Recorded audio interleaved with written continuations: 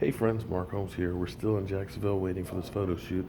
And it's kind of crazy because it's really, really cold here in Jacksonville. And in the building that we're shooting in, they've got a problem with the heat. So there's no heat. And we're up on the eighth floor.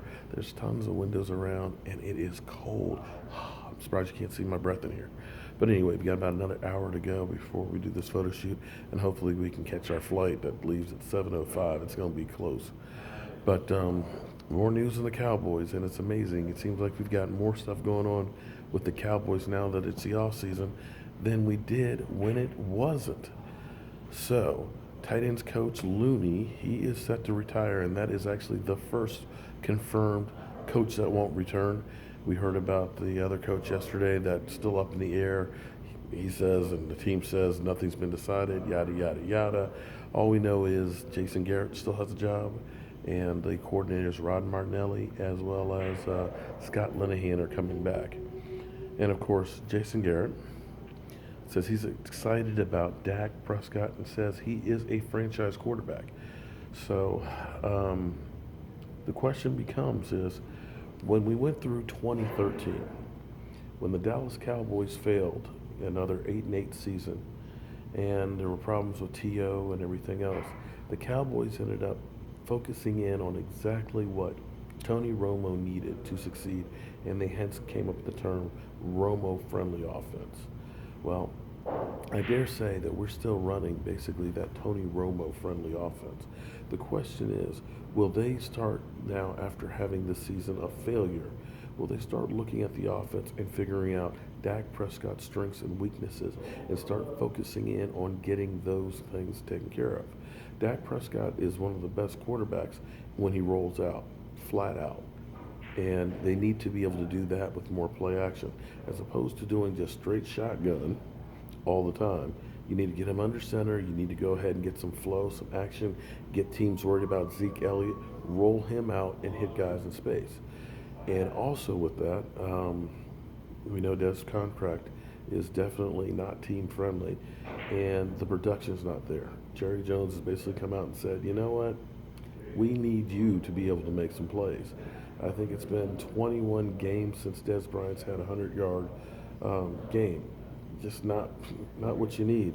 You need somebody who can really, really do some stuff. So we'll have to wait and see what's going to happen, but we're definitely going to have to do some changes.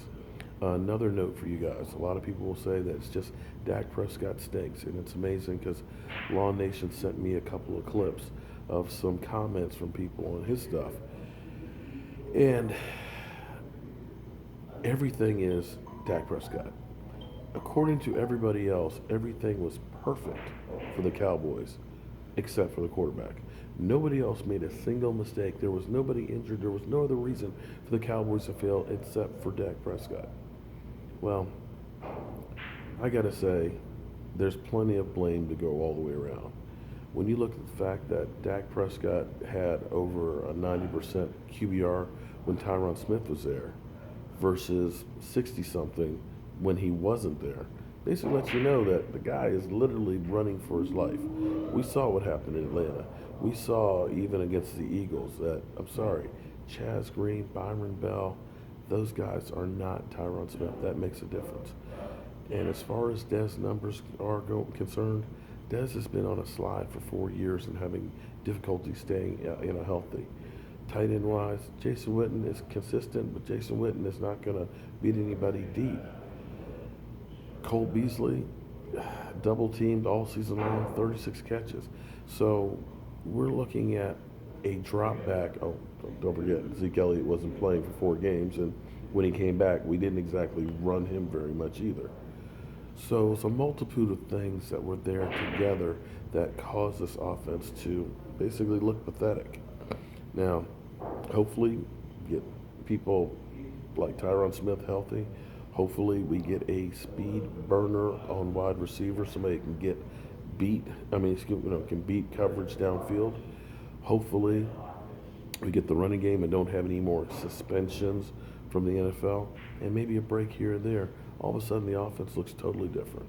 Now, again, you guys are going to say, well, you just love Dak Prescott. He stinks, and yada, yada, yada.